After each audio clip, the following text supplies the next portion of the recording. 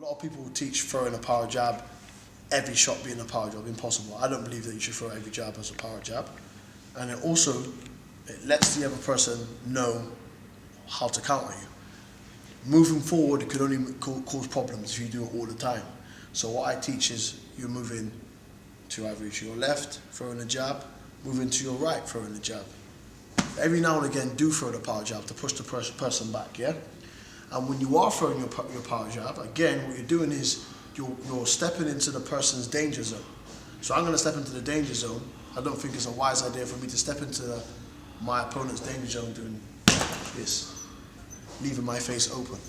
So again, with the power jab, it's exactly the same concept as the jab and touch. I have to hold the phone here, and I step in, and I put my head down, creating a smaller target, and have my hand going across my face when I'm stepping in with the power jab.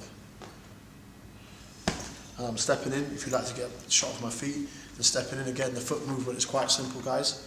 It's just me pushing off my back leg, and I'm stepping in with my front leg as I'm going. If you see, there it is. Again, and again, and again.